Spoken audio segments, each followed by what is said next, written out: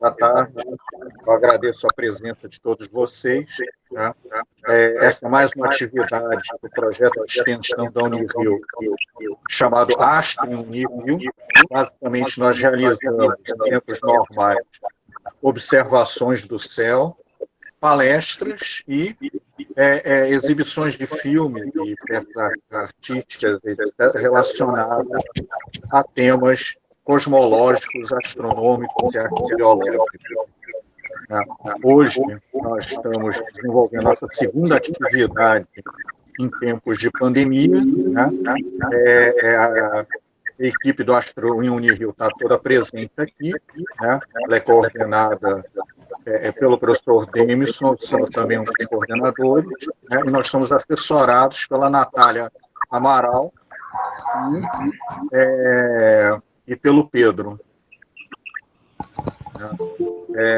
Hoje, especialmente, nós vamos ter uma palestra do Demison Mota, né, já apresentado como um dos coordenadores do projeto.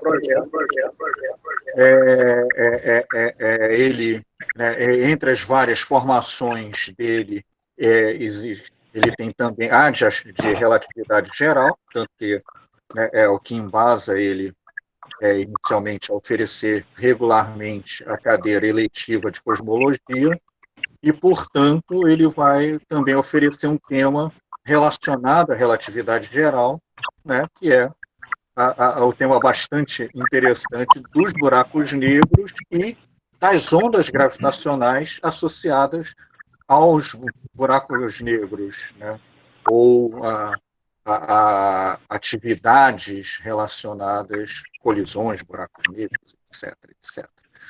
Né? Então, tenho o prazer de passar a palavra ao nosso palestrante de hoje, Demison Mota. Agradeço ter passado a palavra para mim e eu aproveito e passo a palavra para a Natália. Que vai falar, aí depois eu Natália vai esquecer. Natália vai explicar aí a logística de funcionamento dessa atividade nossa de hoje. Oi, gente, boa tarde. Aquele negócio, né? A gente ensaia, na hora não sai como esperado, não tem jeito. Então, boa tarde, meu nome é Natália Mariz, eu sou aluna do mestrado da Unirio e colaboradora do projeto Astro em Unirio. A gente está fazendo, né, remotamente as palestras, como o Jaime disse, e eu vou dar umas pequenas instruções para vocês. Primeiramente, eu vou pedir para a galera desligar o microfone, justamente para não dar retorno. Depois nós teremos os momentos das dúvidas. Então, na parte superior direita da tela de vocês, tem o chat. Quem quiser colocar alguma pergunta ali, para depois o Demison responder. Mas a gente vai ter o momento das dúvidas e no final a gente vai fazer tipo uma mesa redonda, conforme nós fizemos na palestra do Jaime. Tá bom? Então, basicamente é isso. Peço muito para desligar os microfones nesse primeiro momento. Quem quiser pode ficar com a câmera ligada, mas os microfones são fundamentais para não dar retorno e não causar nenhum tipo de problema. Tá bom? Eu vou lembrar ao pessoal só uma coisa que eu falei enquanto as pessoas estavam chegando, né, que nós vamos desenvolver a nossa próxima atividade já na semana que vem, que vai ser a palestra da astrônoma Flávia Pedrosa, da Fundação Planetário, né, sobre cosmologias indígenas, com o título de Os Céus do Brasil. Será às 5h30 da tarde, não às 4h30, como está sendo hoje. E nós gostaríamos também de saber de vocês se a periodicidade semanal seria algo mais interessante para vocês enquanto público. A periodicidade semanal disso, sempre às quartas-feiras, em torno do final da tarde. Mas isso é algo que vocês podem responder pelo chat, etc. Isso, depois a gente faz um levantamento. Depois a gente faz um levantamento, até mesmo sugestões de temas de palestra que vocês queiram. Também. No final a gente faz uma discussão, na mesa redonda mesmo, vocês vão ter o microfone aberto aí para poder participar. Tá bom? Então eu passo a palestra, a palavra ao nosso palestrante do dia, professor Demison Mota. Muito obrigado.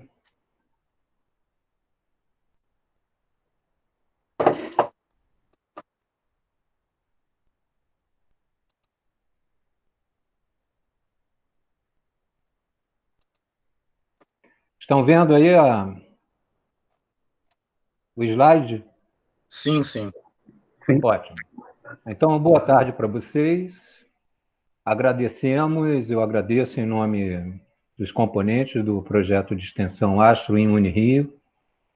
Nós estamos já há algum tempo com atividades observacionais, presenciais, lá na própria universidade. E, em virtude do cenário atual, nós decidimos fazer algumas atividades online, tais quais essa aqui agora, e na semana retrasada, com o professor Jaime também dando uma palestra a respeito do Big Bang. Como marca o embate, a cobrança do Congresso, a cobrança no Supremo... Olha, tem algum microfone que está aberto aí. Giba Júnior. Solicito... Isso. Tá, aqui, aí fecha o microfone. Então, nós temos essa atividade que é presencial e agora decidimos, em função do cenário que a gente vai estar atravessando, fazer essas palestras online, live. E o tema de hoje, buracos negros e ondas gravitacionais. Para quem não me conhece, meu nome é Denison Mota, eu sou professor de Física do Departamento de Física da Unirio. O que é que a gente vai tratar aqui, essencialmente? O objetivo principal dessa palestra é tratar ondas gravitacionais. Porém, para que a gente chegue a tratar dessa questão que vocês poderão observar ao final da palestra, que é relativamente importante já nos dias de hoje, e certamente será muito mais importante num período que esperamos que seja próximo, a ferramenta para a observação de ondas gravitacionais, desde que elas sejam detectáveis, é o choque de buracos negros ou de buracos negros com estrelas de nêutrons, ou seja, corpos muito massivos. Então, eu resolvi agrupar esses dois temas, de buracos negros e ondas gravitacionais, sendo que buracos negros nós trataremos em uma outra palestra apenas desse tema relacionado à evolução de estruturas, evolução de estrelas. O que nós vamos trabalhar aqui hoje? Um pouquinho de ondas eletromagnéticas, vamos conversar a respeito delas, falar das teorias da relatividade restrita e geral, que foram produzidas por Einstein, entre outros colaboradores, evolução estelar, buracos negros e ondas gravitacionais. Bem, primeiramente, a gente tem que pensar em termos do que seria uma boa definição do objeto de estudo, seria o universo. Ora, estudar o universo é necessário que a gente entenda ou consiga definir com certa clareza e rigor o que é o universo. De modo geral, a gente pode pensar o seguinte: o universo é tudo o que existe dentro do nosso horizonte observável. Ou seja, até onde podemos ver, sendo que a noção de ver não é apenas com luz visível, ou seja, aquilo que a gente pode enxergar.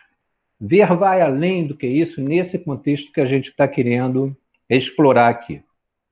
Então, primeiramente, a humanidade, vou colocar aqui o mouse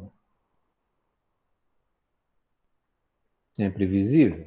Então, a humanidade restringia a sua observação celeste, lá milênios atrás, a utilizar o olho nu. Ou seja, olhava-se para o céu para verificar o que tinha lá em cima, né? E tentar explicar e, eventualmente, tentar entender quais as relações existentes entre a configuração do céu e o que ocorria na Terra. Então, Aristóteles, por exemplo, peguei um observador do céu, ele observava o quê? Uma quantidade de mais ou menos alguns milhares de estrelas, 3, 4 mil, uma vez que ele usava o olho nu para isso. Era a ferramenta primordial dele. Em 1054, é que nós estamos imersos dentro de um momento onde há muita poluição luminosa. Então, o céu nas grandes cidades, ele é um céu pobre em termos de você observar o que tem preenchendo esse céu, que tem muitas estrelas. Então, se nós nos reportarmos a um período onde não havia luz elétrica, por exemplo, em 1054, foi observada uma supernova, uma explosão de uma estrela. É um evento muito intenso em termos de produção de energia, e depois eu vou apresentar uma foto de uma supernova. E esse evento ele foi retratado na época. Então, aqui nós temos uma observação correspondente à produção de luminosidade por parte dessa supernova que explodiu em 1054. Isso a olho nu. Posteriormente, Galileu, utilizando a luneta, o que é que ele observa? Em contrapartida ao que o Aristóteles observava. Ele não observa alguns milhares de estrelas. Ele observa que o céu era povoado por vários milhares de estrelas, utilizando uma luneta que hoje em dia a gente diria que é bem rudimentar. Bom, depois, em seguida, agora mais próximo do nosso período, passou-se a utilizar telescópios, e aqui temos uma foto do Hubble, e o que ele observa? Não apenas as estrelas, ele observa que existiam outras galáxias, além da Via Láctea.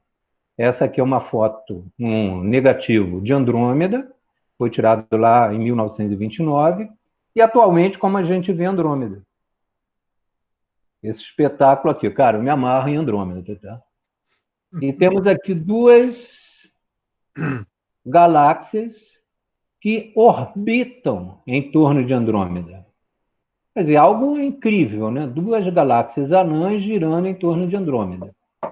Nós, na Via Láctea, temos duas galáxias anãs girando em torno da nossa galáxia, que são as nuvens de Magalhães. Bom, após esse período de utilização dos telescópios, e a gente continua utilizando, é claro, mas foi desenvolvido o radiotelescópio. Com esse camarada aqui, com essa nova ferramenta, não se observava apenas outras galáxias. Se chegou à conclusão que o universo, ou seja, aquele cara que a gente diz o seguinte, olha, é tudo que existe dentro do nosso horizonte observável, agora, com radiotelescópios, nós podemos ver centenas de bilhões de galáxias. Centenas de bilhões de galáxias, e cada uma delas com centenas de bilhões de estrelas. Ou seja, o nosso universo, o horizonte observável, se ampliou em muito quando a gente considera a antiguidade. Pois bem, a maneira da gente observar aqui nesse slide anterior. Tudo isso é feito, é produzido em termos observacionais a partir de ondas eletromagnéticas. Ondas eletromagnéticas que são campos elétricos e magnéticos que oscilam, não precisam de um meio para se propagar, e que tem a essas ondas o espectro eletromagnético que envolve uma pequena parte, a luz visível, envolve várias outros comprimentos de onda, várias outras ondas eletromagnéticas, tipo infravermelho, raio-x, ondas de rádio e tal. Pois bem, se nós estamos trabalhando do ponto de vista intuitivo, a princípio isso aí bastaria, né? A onda eletromagnética são campos que oscilam e se propagam no espaço, sem necessariamente ter um meio. Porém, em física, a gente precisa representar essas noções intuitivas na forma de uma ferramenta, de uma linguagem mais ampla, mais rigorosa. Ou seja, uma matemática, não vamos ter muita matemática, tá? São pouquíssimas equações. E o que eu quero aqui é mais mostrar a equação que uma onda satisfaz, não propriamente com os seus termos, é mais uma questão de visualização dos seus componentes. Depois eu vou reapresentar essa equação para comparar com equações relacionadas às ondas gravitacionais. Esse termo aqui se chama nabla, isso aqui é um laplaciano, que envolve o quê? Derivadas. Então, derivadas desse campo, o R de T, que pode representar, por exemplo, o campo elétrico e o campo magnético. Aqui nós temos a velocidade de propagação desses campos, que é a velocidade da luz, e aqui esse d-ROM é como se fosse uma derivada também, tá? Então, seria uma derivada segunda desse campo em relação ao tempo. Depois a gente vai resgatar essa equação. Bem, qual a importância, então, da física ondulatória? Então, saímos da questão intuitiva, a gente passa para a matemática, que produz essa ferramenta importante. Você vê o formato da equação, e sempre que algo tiver aquele formato, você vai associar a ideia de que há uma onda ali por trás. Bom, então a importância da física ondulatória. A gente está, no nosso cotidiano, sempre tendo manifestações ondulatórias. Por exemplo, você joga uma gotinha d'água aqui num corpo aquoso. Então, você tem a produção de ondas a partir do contato, do choque da gota de água com a superfície do fluido. Aqui nós temos o som, que funciona mediante zonas de compressão, descompressão do ar, e a gente decodifica isso aqui com o nosso tímpano, mandando impulsos elétricos para o cérebro. Jaime, eu estou no slide 5, tá? Falei isso porque o Jaime vai apresentar um vídeo que não está rolando aqui no Meet, pelo menos comigo. Então, a importância da física ondulatória, né? Então, em corpos aquáticos, no ar, e aqui, para a galera que é da área de ciências da vida, nós temos a estrutura do DNA, a descoberta da geometria associada à estrutura do DNA, ela foi produzida com radiação eletromagnética, via difração de raios-x. E aqui, finalmente, as fronteiras do nosso universo. Essa é uma foto do telescópio espacial Hubble, uma chamada foto de campo ultra profundo, onde a galera aponta o telescópio para uma determinada região do espaço, aparentemente vazia, deixa o camarada lá recebendo informações, e a gente depois descobre que naquela região aparentemente vazia tinha esse mundo de estruturas, galáxias. Galáxias já com seu formato espiral, galáxias em formação, e que são povoadas essas galáxias por centenas de bilhões de estrelas já. Agora o Jaime vai passar um vídeo aí para a gente para evidenciar o seguinte: o comportamento da onda envolve um padrão vibracional. Então, eu vou dar uma pausa nessa apresentação para o nosso amigo Jaime entrar aí. Eu espero... Peraí, Jaime, só um instantinho, para eu matar a minha apresentação aqui. Eu queria que... rola junto?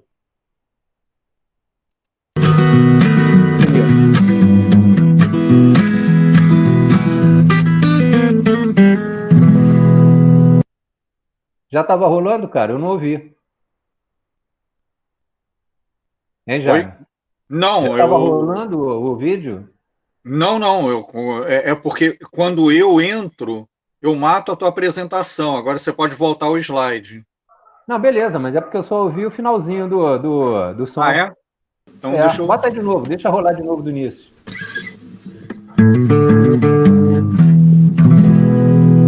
Notas associadas a padrões vibracionais conformes.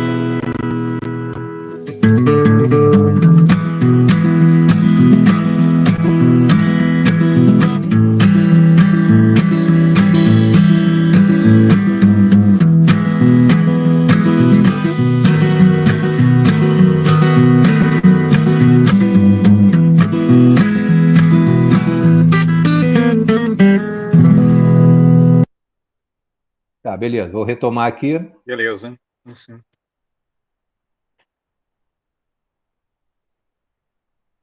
Já, me mata aí, porque para mim ainda está parecendo que você está apresentando. Não, é só você apresentar que mata a minha apresentação. Assim, não... Tá. Tá, deixa eu tentar matar também. Assim, parar a apresentação. Parei.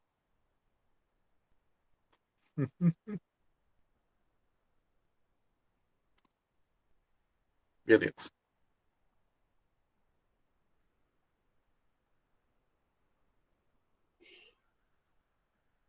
Voltou? A minha? Voltou. Beleza. Voltou. Então, uma rápida contextualização histórico-científica aqui. Então, no início do século passado, a Via Láctea era, então, a única galáxia conhecida. Aqui a nossa amiga Via Láctea, nossa pousada. E a gravitação de Newton era a teoria que é empregada, né? Era a teoria empregada para descrever comportamento de estruturas celestes, óbvio, os planetas, a Lua, cometas. Então, essa era a teoria que era empregada até o início do século passado. Porém, apesar de ser uma teoria já muito bem fundamentada, válida durante séculos, ela apresentava algumas discrepâncias. E, em especial, a discrepância que a gente quer destacar está relacionada ao periélio de Mercúrio. Vamos pensar que essa distânciazinha aqui, tá? Esses caras em azul aqui é o planeta Mercúrio em alguns momentos da sua trajetória. Então, Mercúrio orbitando em torno do Sol e descreve essa órbita que vocês podem perceber que ela não é fechada, ela vai alterando sua posição com o passar do tempo. Então, essa posição aqui é o chamado periélio de Mercúrio. Essa distância, de fato.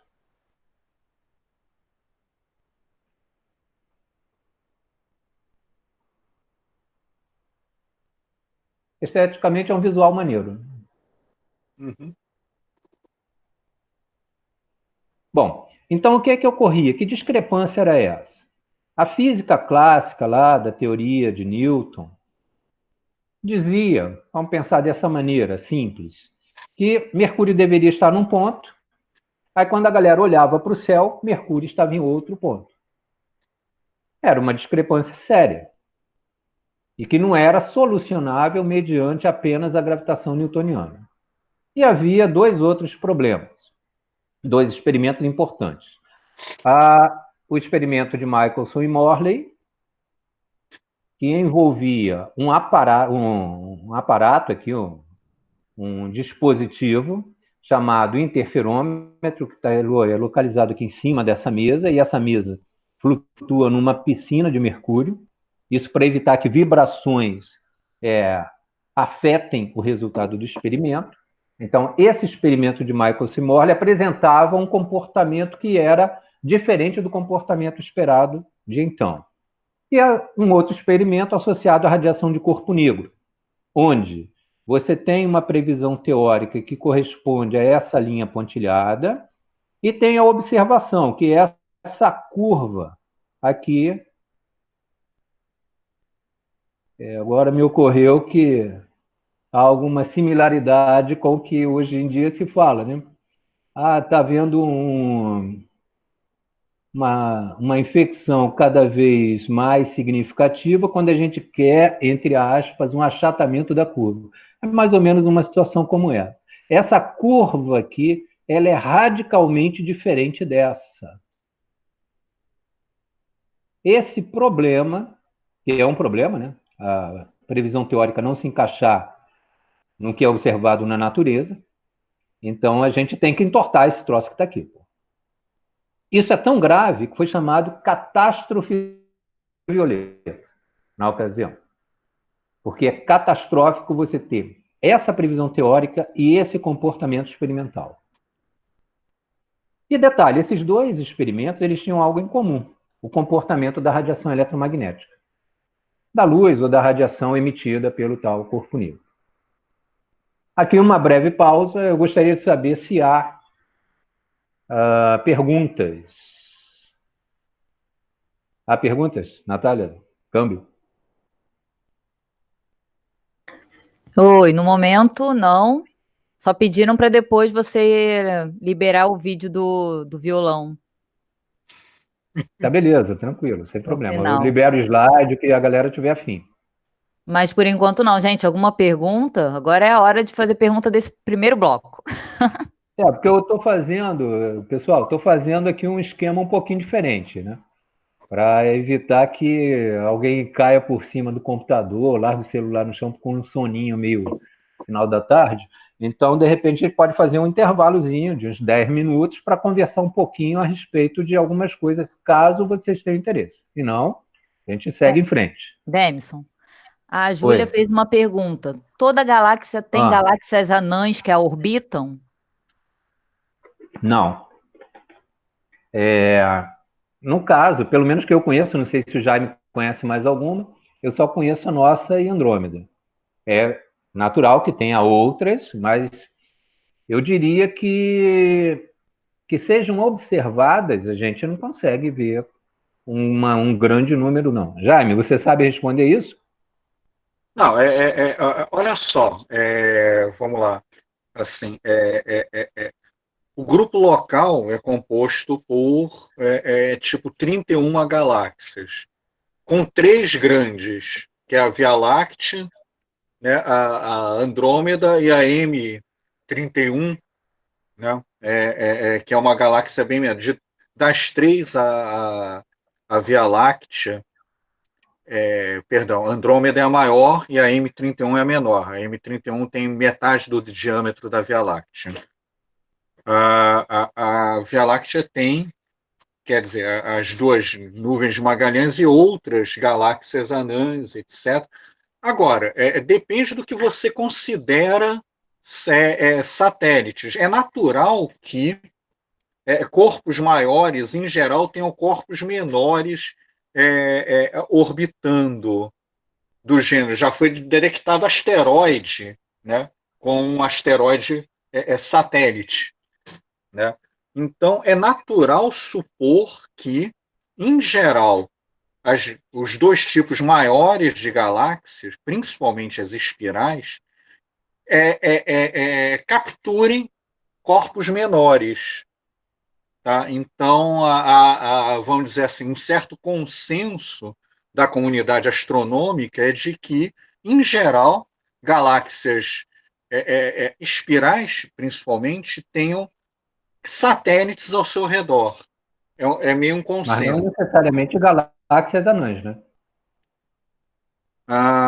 Pois é.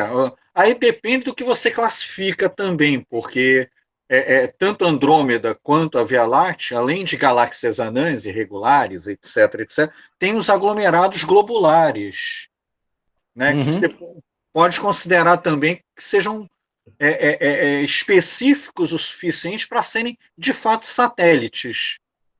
Né? Assim. Então, depende também da aplicação do conceito de satélite, que é mais para coisas orbitais, mais sólidas, né, por assim dizer, estrelas, planetas, etc., do que coisas esponjosas como galáxias. Então, há quem considere os aglomerados globulares como satélites, tá? Há quem considere os aglomerados globulares simplesmente como estruturas da própria Via Láctea, etc. Aí depende da aplicação mesmo do conceito. Agora, é claro, né?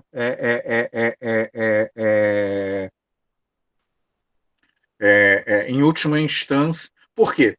É difícil você ter galáxias menores do que a M31 apresentando alguma estrutura que não seja tipo lenticular, etc. Tá? Então, em geral, galáxias anãs são irregulares. Tudo bem. Tá? Mais alguma pergunta, Natália? Tem mais 2. Uma da Jéssica. Ela pergunta, o que seria esse corpo negro, se é algo que a gente observa? O que seria esse corpo negro, se é algo que a gente observa? Ok. Bom, corpo negro, a definição de um corpo negro ideal é o corpo que recebe radiação e absorve toda a radiação incidente e não reflete nada. Posso fazer uma observação? Só para. O corpo negro é, em última instância, um objeto teórico aplicável a determinados objetos, em última instância, até estrelas. Tá? Mas é um objeto teórico. Não é tipo. um objeto tipo buraco negro, estrela, planeta, etc. Não, é um conceito, em última instância. Sim. Eu acho que então, vai mais era esse ponto eu ia destacar. Então, o corpo negro ideal é esse corpo teórico. Porém, a gente tem corpos que se aproximam dessa definição de corpo negro ideal. Não que eles absorvam toda a radiação e não reflitam nada. Mas, por exemplo, num churrasco, se você olhar para a churrasqueira, sem que haja labareda, e você está lá comendo sua carninha, então podem fazer isso no próximo churrasco que vocês participarem. Não sei quanto que vai rolar em termos de aglomeração, né? Mas se você olhar o carvão em brasa, você vai ver que nas ranhuras há uma luminosidade maior do que na região mais externa do carvão. Por quê? Nas ranhuras, a radiação que entra ali naquela ranhura fica lá dentro ainda, refletindo dentro da estrutura da ranhura, antes de voltar para o meio externo. Ou seja, essa ranhura, ela não reflete propriamente, num ΔT, num tempo relativamente pequeno, ela não reflete para o exterior, mas ela emite. Então, o corpo negro é um excelente absorvedor e é um excelente emissor. Porém, ele não é escuro. Ele pode ser brilhoso. Então, já me falou, uma estrela. Você quer um bom corpo negro? O Sol é um bom corpo negro. As ranhuras do carvão são bons corpos negros.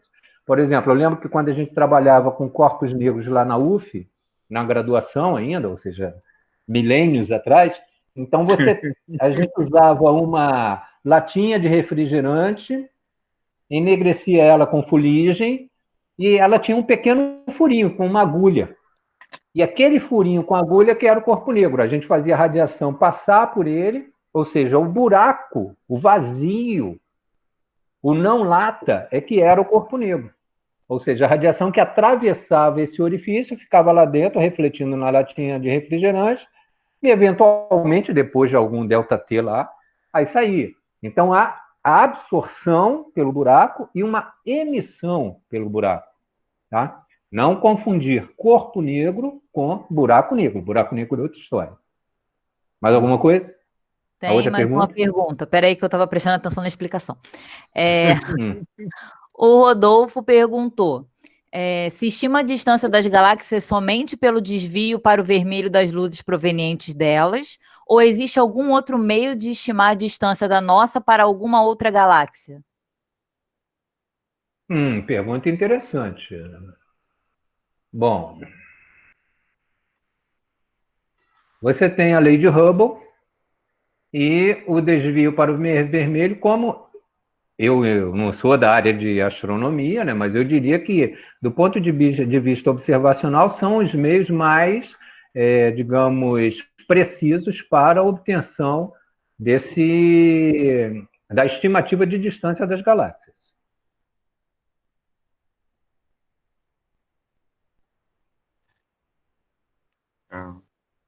A lei de Hubble é associada ao desvio para o vermelho. Embora algumas galáxias tenham também desvio para o azul. Mais alguma coisa? Não, só isso. Posso acrescentar uma coisinha? Sim. Deixa para depois no debate, Jaime. Ok, tá bom. Sorry. Mais alguma, Natália? Não, só tá, isso. Então vamos seguindo.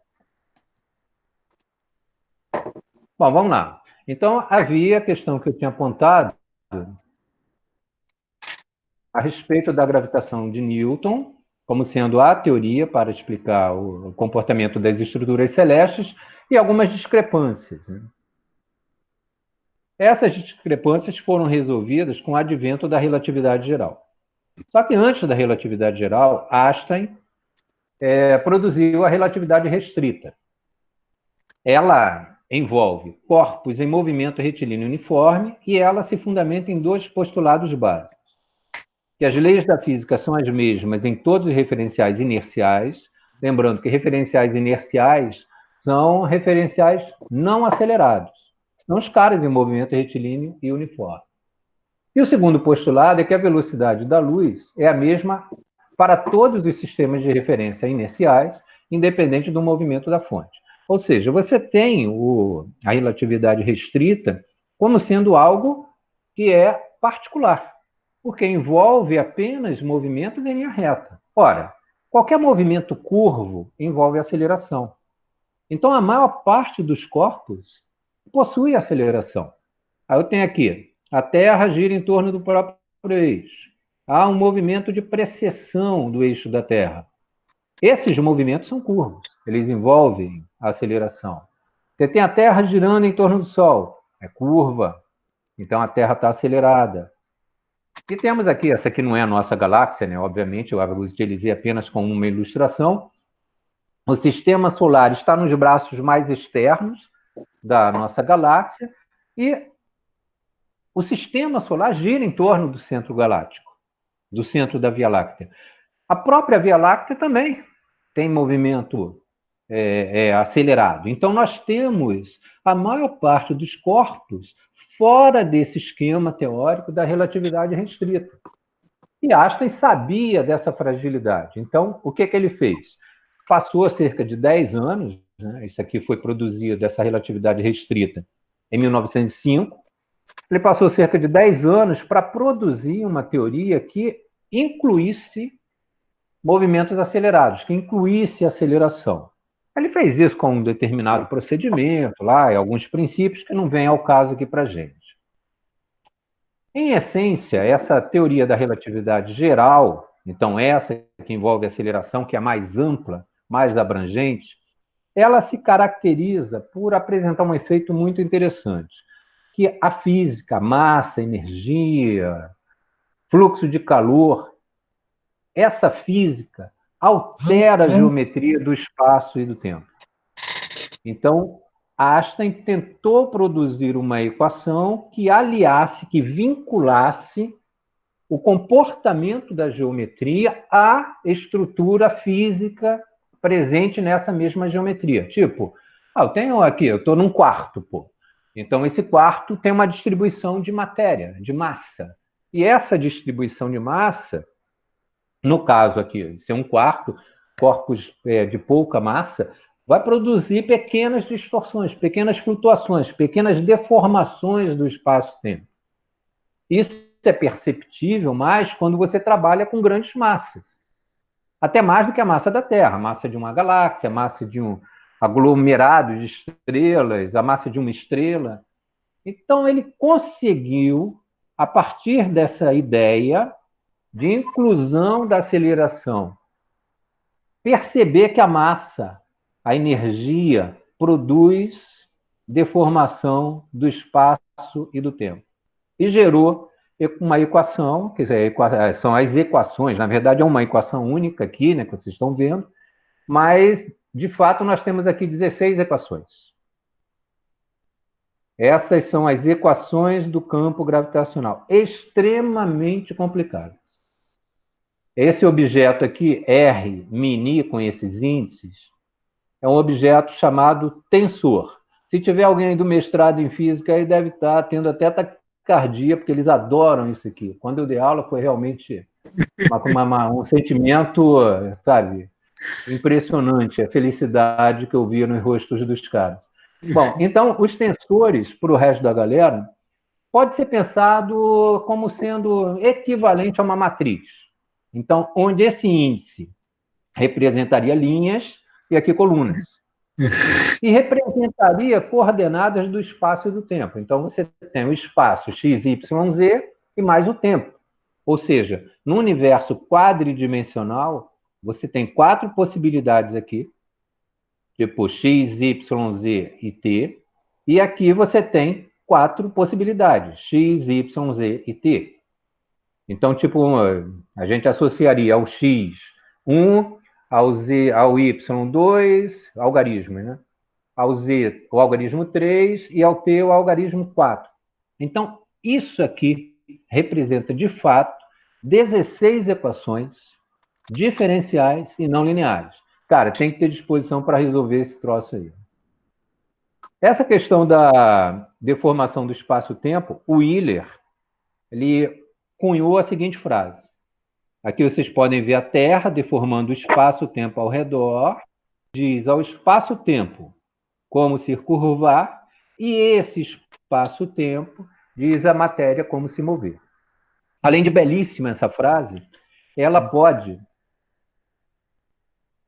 servir para nos adiantar como é que é o movimento da Lua. O movimento da Lua em torno da Terra seria um movimento curvo na perspectiva de Einstein, não porque a Terra está atraindo a Lua, mas porque a Terra deforma o espaço-tempo ao redor, criando caminhos possíveis.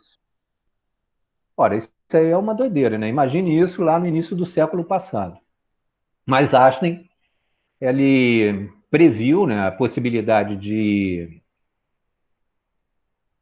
fazer um experimento de maneira que pudesse detectar essa possível curvatura do espaço-tempo. Qual foi a estratégia?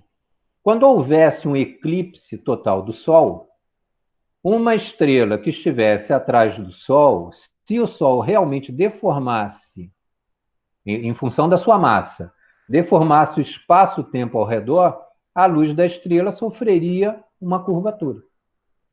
E a posição real da estrela estaria deslocada, e você veria a estrela como numa posição aparente. Nada demais quando a gente pensa, por exemplo, numa situação similar, em termos de alteração da posição. Um pescador tem um peixinho na água, se esse cara está a fim de pegar aqui o nosso amigo peixe, o que ele vai ter que fazer? Tentar pegar esse cara que está aqui? Não, ele está vendo uma imagem. O peixe real está numa posição mais abaixo. Então, você tem aqui o peixe numa posição aparente, enquanto que a posição real está aqui. É essa a situação da estrela.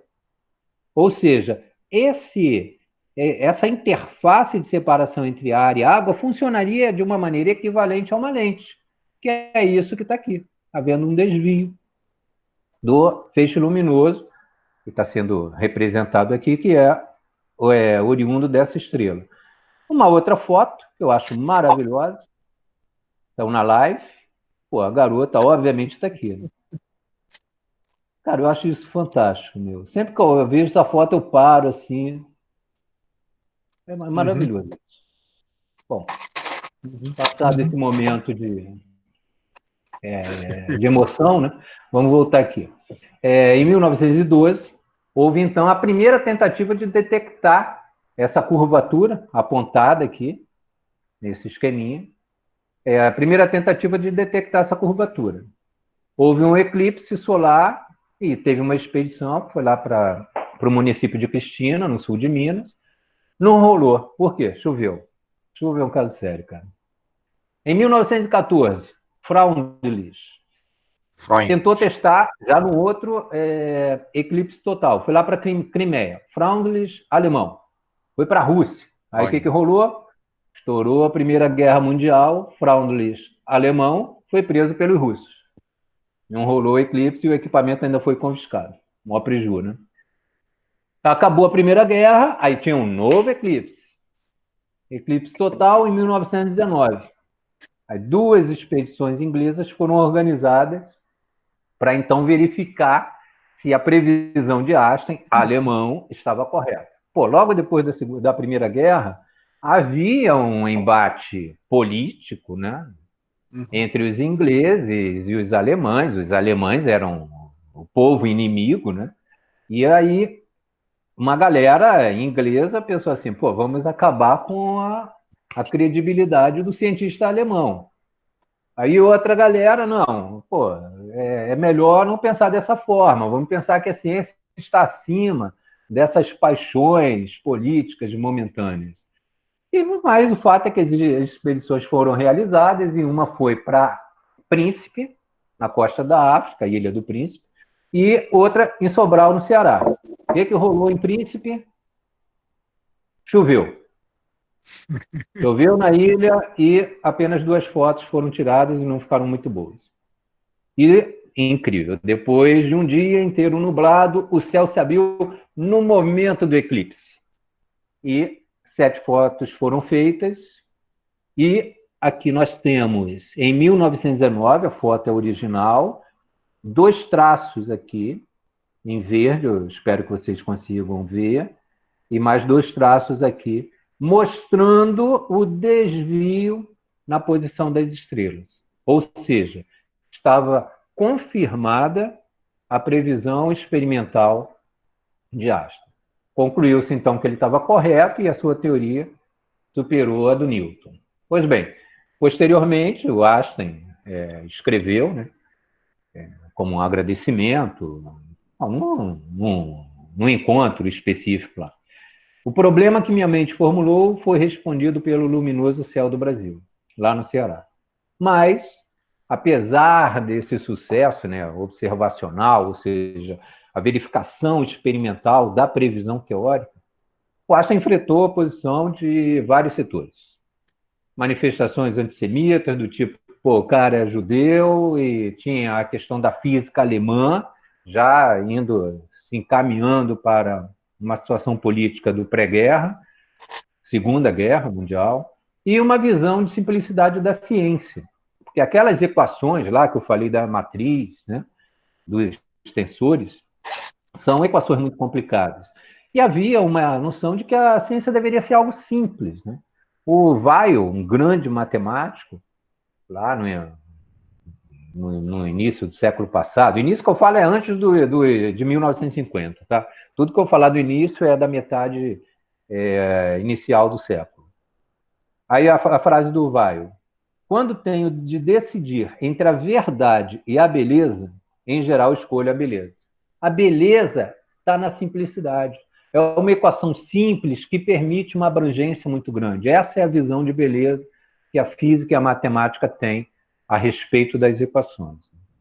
Além desses 2 aspectos, a gente poderia elencar vários outros, né? Eu peguei assim, dificuldade de compreensão dos conceitos, incredulidade a respeito dos efeitos, tipo, pô, esse movimento, essa posição aparente da estrela pode ser proveniente de outra coisa, algum tipo de perturbação, de repente atmosférica, ou até mesmo entre a distância da estrela até a Terra, né? O fato é que houve, em 1931, a publicação de um trabalho, né, um texto, está em alemão aqui, mas que está dizendo o seguinte: 100 autores contra Einstein. Dizem que quando Einstein ficou sabendo dessa publicação, ele falou o seguinte: para que 100 autores? Se eu estiver errado, basta um. É uma frase maravilhosa e é assim que a física rege. Se você está errado, cara, o sujeito ali, pô, tem várias graduações, pós-graduações, não importa, pode ser um estudante. Apresentou um problema, aquele problema tem que ser encarado de maneira séria. E até então não havia nada de mais, nada de errado na teoria de Einstein. Era difícil de questionar mesmo. Pois bem, agora entramos nas ondas gravitacionais. Né? Eu estou acompanhando aqui a hora, peraí, galera. Tá. Nas ondas gravitacionais, então, no contexto da gravitação de Newton, aquela grande teoria, clássica ainda, a velocidade de propagação da gravidade, do campo gravitacional, da informação gravitacional, seria instantânea. E esse era um problema que até o próprio Newton não tinha conhecimento. Ele foi resolvido quando Einstein descobriu que a interação gravitacional se comporta como uma onda. Então, lembram daquela equação que eu falei? Olha, o R de T pode representar campo elétrico e magnético. Tem um Laplaciano e tal, 1 sobre a velocidade da luz, que é da informação eletromagnética, e as tais derivadas. Einstein chegou, isso aqui é o campo gravitacional, representa o campo gravitacional, tá? Ele chegou a essa equação. Para chegar a isso, realmente envolve uma série de... É longo, né? É longo fazer isso, mas o que para a gente interessa? Qualquer pessoa pode perceber que há uma similaridade extrema entre o formato dessa equação, só não coloquei aqui a dependência funcional. Né? 1 sobre c ao quadrado, 1 sobre c ao quadrado, e novamente o campo gravitacional é aqui o campo elétrico, campo magnético. E aqui é o campo gravitacional. Ou seja, se isso representa uma onda, isso representa uma onda. Essa previsão foi feita há mais de 100 anos atrás. Qual o problema? a onda gravitacional ela é muito fraca. Então, não havia possibilidade da gente, a gente que eu falo é a humanidade, né? Da gente detectar essas ondas. Levou aproximadamente 100 anos, né? Pouco menos que isso, na verdade. Eu coloquei uma observação, porque uma galera sempre pensa, pô, Einstein que fez tudo e tal. Não é bem assim, né? Em 1905, ou seja, 10 anos antes do Einstein, Poincaré, matemático e filósofo, já tinha enviado um trabalho onde ele sugeria a existência de ondas gravitacionais. Agora, uma outra pausa. Tem mais alguma pergunta aí? Natália, câmbio de novo.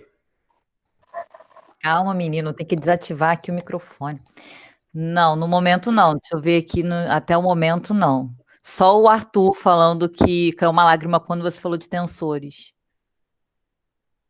Mas é uma lágrima de tristeza ou de felicidade? Aí eu já não sei, Demisson Mota. Temos aqui a galera do mestrado Aline. Se manifesta. O Elf, olha, ele tá falando que é de felicidade. O Elf, Aline, Pô, show. Arthur. Eu tenho certeza que posso acreditar no que eles falam. Eu também tenho, meus amiguinhos. Com certeza. Bom, alguma pergunta, gente? Coloquem aí no chat, abram o microfone. A Aline tá falando que é lágrima de desespero. Cara, mas esse lance de tensores é muito bonito. Quando você encontra um escalar utilizando tensores, isso significa que todos os observadores encontram o mesmo valor para aquela quantidade. Pô, isso é fantástico, cara. É de um poder incrível. Podemos seguir, então? Acho que sim. Só quem teve tensores fazendo eletromagnetismo com você sabe o que é isso, né? Isso. É. Eu agradeço pelas lágrimas aí. Fala para a galera. Beleza. Bom, seguindo, então. Aí depois, o último momento de perguntas, aí já vai ser um debate geral lá no final. Tá bom? Bom, apesar, então, da previsão teórica ter ocorrido em 1916, a possibilidade de detecção dessas ondas, em virtude dessas ondas terem um efeito muito pequeno, né, sejam de difícil detecção, isso só ocorreu em 1970. E não foi uma detecção direta, né, da onda gravitacional em si. Foram percebidas flutuações e que gerou um prêmio Nobel porque essas flutuações foram detectadas lá na década de 1970. Essa medição foi indireta, que não foi a onda gravitacional propriamente que foi medida, mas perturbações associadas às ondas de rádio emitidas por um pulsar em rotação. Cara, peraí, esqueci numa parada aqui. Eu não sei se vai funcionar, galera, para vocês tentarem entender o que é um pulsar. Um pulsar, perdão, é uma estrela de nêutrons em rotação. E ele pulsa no seguinte sentido. Não no sentido de rotação, no sentido, digamos, conceitual. Meu celular está com a... Dá uma olhada, eu vou girar o bicho aqui. Espera aí, espero que esse cara não caia.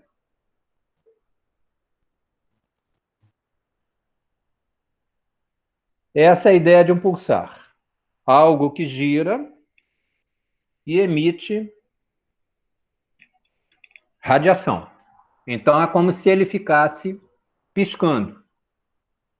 De fato, é como se fosse um farol. Ele está girando. Foi mal. Ele está girando, então, de vez em quando, aparece um flash eletromagnético. Tá? Ora, então, nós temos o seguinte, nesse caso aqui, que gerou esse prêmio Nobel, foram analisados os dados gerados por um sistema binário, ou seja, dois corpos girando entre si, mais ou menos na linha que a gente já conversou aqui, uma galáxia que gira em torno de outra, o Jaime falou a respeito de outros corpos girando em torno de uma galáxia e de várias outras, né? Ou seja, sistemas estelares podem ser binários, e você ter 3, 4 estrelas envolvidas, mais do que dois corpos. Então, esse caso foi de um sistema binário. Como é que ele era constituído? Uma estrela de nêutrons e um pulsar. E esse pulsar que é esse cara que está aqui. Estrela de nêutrons com uma rotação acentuada, ela emite esses feixes eletromagnéticos. Eles observaram, os dois cientistas, observaram que havia uma perda de energia do pulsar, ou seja, a radiação eletromagnética perdia energia. E essa perda de energia que foi detectada, então, como sendo uma evidência da existência de ondas gravitacionais. Mas não foram elas que foram medidas, foram as perturbações, as flutuações provenientes dessas ondas. Foi assim que foi interpretado. Pois bem, então já que a gente está falando de estrelas de nêutrons, pulsares, a gente precisa falar um pouquinho, rapidamente, sobre evolução estelar.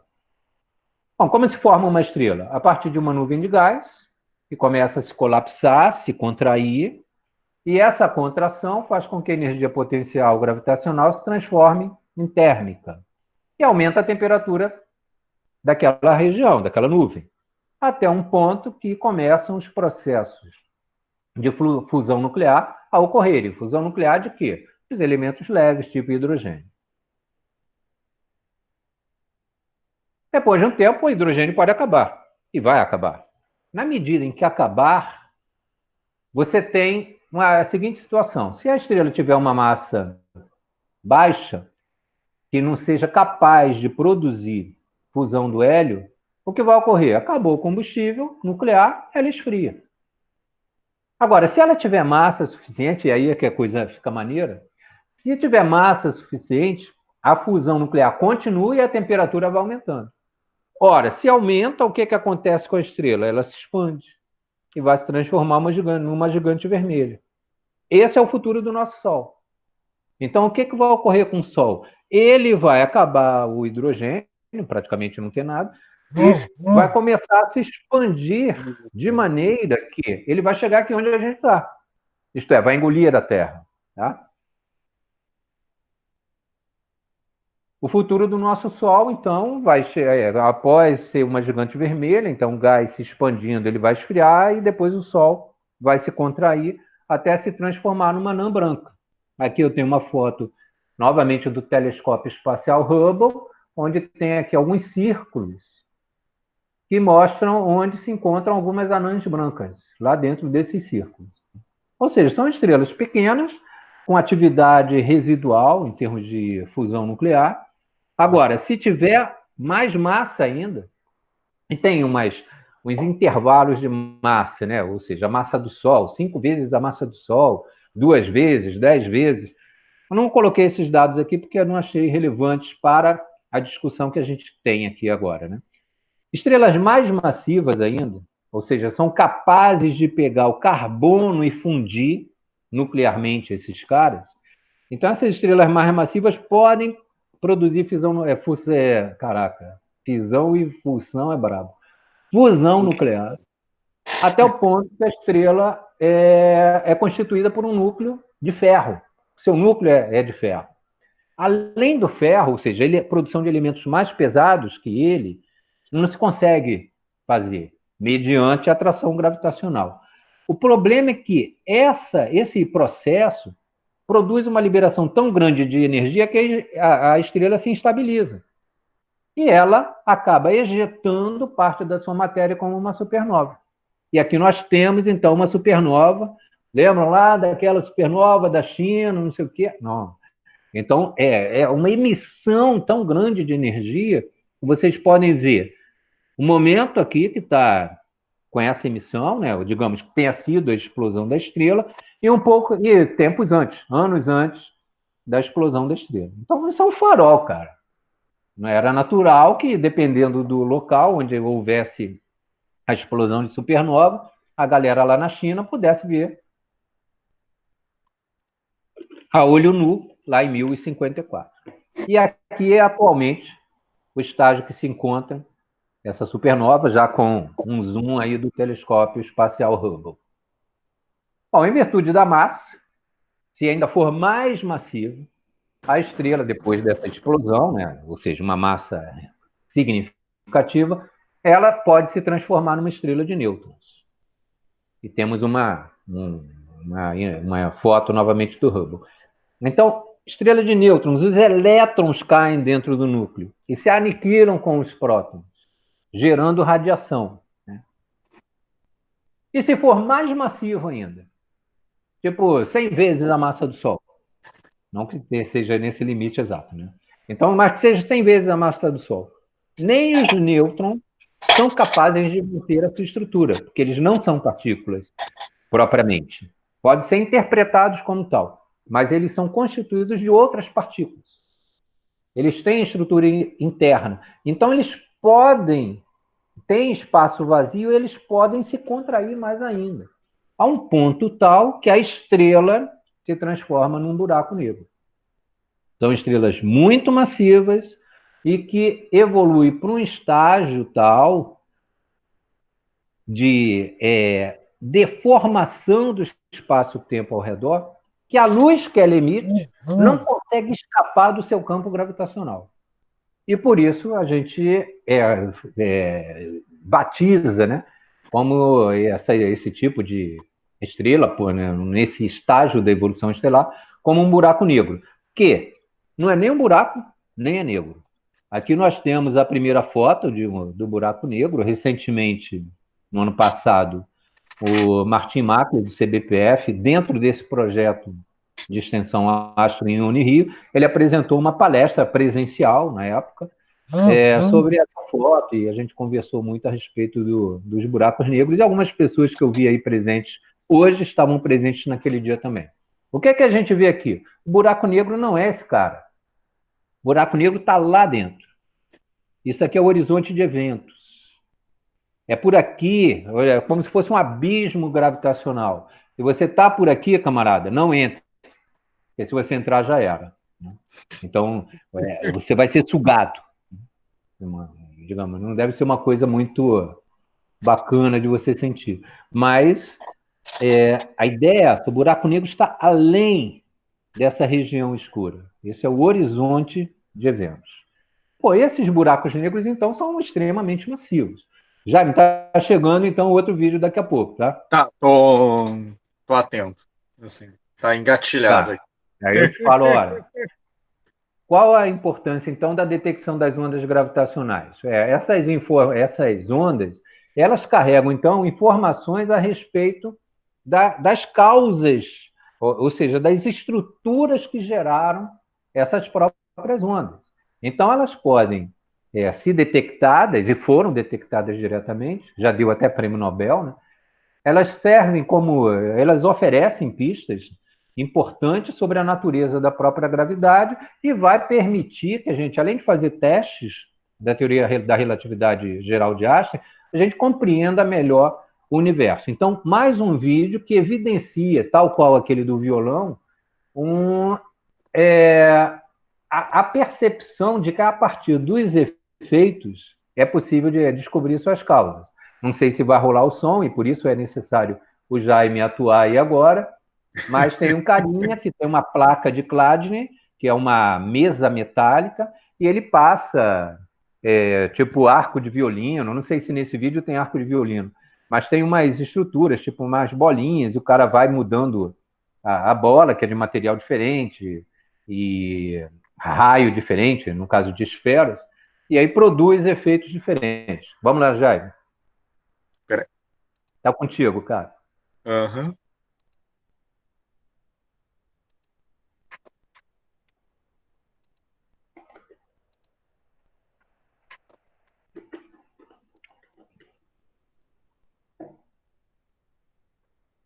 Tá no meio, Jaime.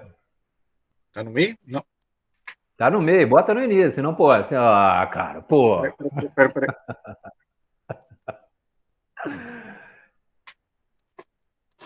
Isso aí é areia colorida. Não olhem para a tela do Jaime. Ele vai se organizar aí para botar o vídeo na boa. Não, Então, tem a placa de Chladni, que é uma mesa metálica, e o camarada coloca 4 montinhos de areia colorida nessa placa. E aí produz uma vibração na placa, nessa mesa metálica, e há uma propagação da informação para os montinhos de areia. Vamos lá, vale a Vamos pena lá. aguardar. Mais uma vez, só um instante.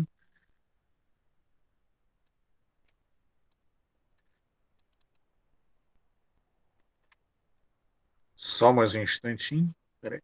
Não, tranquilo.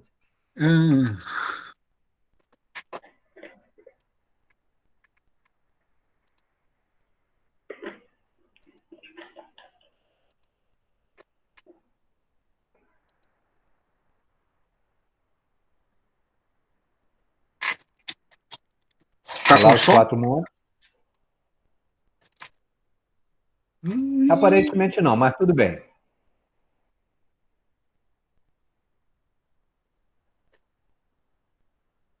Então, o cara usou uma esfera com um determinado material e produziu esse efeito aí. Toca na mesa, com a mão esquerda.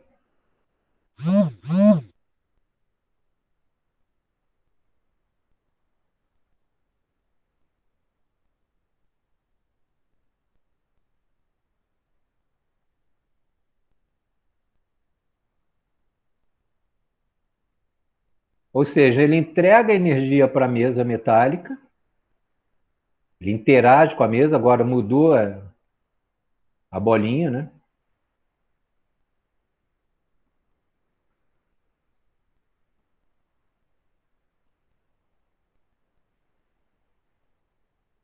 O zoom é para evidenciar o movimento residual dos grãos de areia.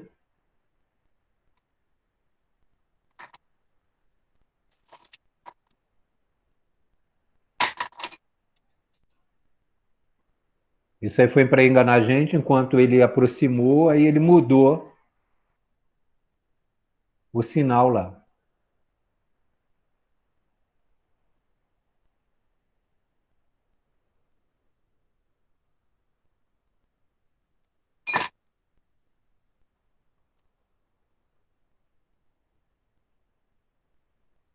bom, Tá bom, já, acho que já tá legal. Depois eu coloco o vídeo todo lá no grupo. Valeu. Vou retomar aqui então a apresentação.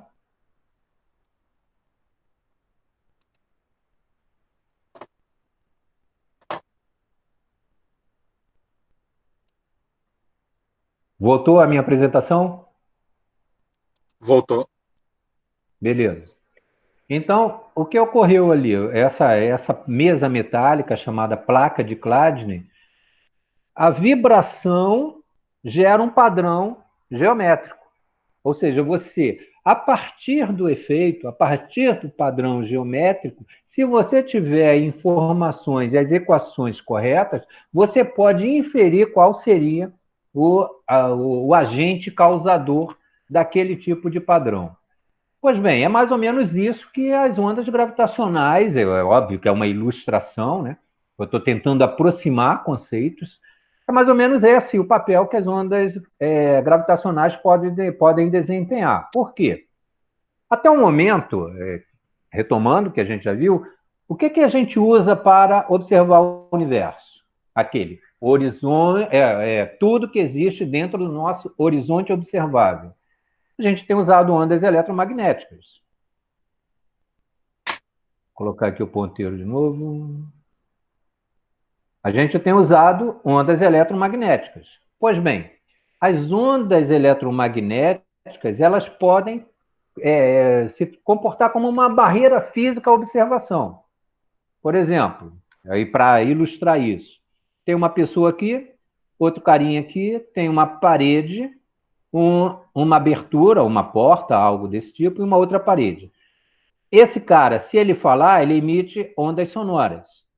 Essas ondas sonoras, elas passam por essa abertura e se espalham no ambiente, ou sofrem um efeito de difração. Então, esse camarada, ele pode ouvir esse sujeito, mas não pode vê-lo. Porque há uma barreira física à observação direta. Pois bem, as ondas eletromagnéticas podem servir de barreira física. Aí eu tenho aqui essa figurinha com alguma coisa com o farol ligado.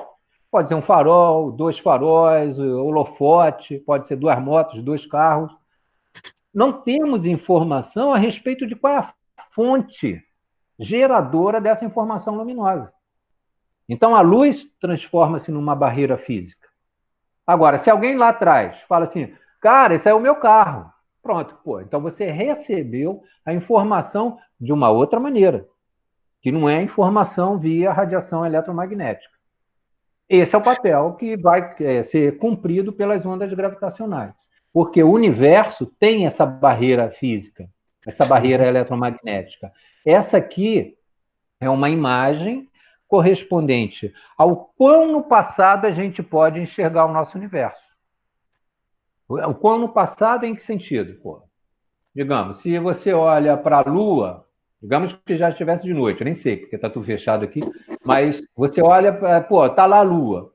Você recebe a imagem de que existe a Lua cerca de 1 segundo após a luz do Sol refletir na superfície lunar. Se você olha para o Sol, o que você vê? Você vê o passado solar cerca de 8 minutos atrás. Então, isso quando a gente captura com sondas, né, que foram colocadas em órbita e coletaram informações a respeito do que a gente pode observar no céu, isso corresponde a cerca de 350 mil anos após um eventual Big Bang, por exemplo.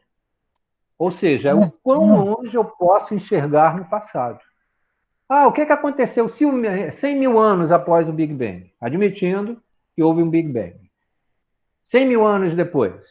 A gente não sabe, porque a radiação eletromagnética, tal qual esse caso aqui, impede que a gente tenha acesso observacional a essa informação. Pois bem, qual é a ferramenta, então, que é utilizada? Um telescópio de ondas gravitacionais? Não, não é por aí. A gente constrói um dispositivo, tipo o interferômetro de Michelson-Morley, aquele que estava lá na banheira flutuando na banheira de mercúrio, e com padrões de interferência, como eu apresentei aqui 3 padrões de interferência, onde a radiação atravessa fendas, atravessa estruturas e forma esses padrões aqui, conhecendo os padrões, tal qual nesse vídeo que a gente apresentou agora, e no caso do violão, conhecendo os padrões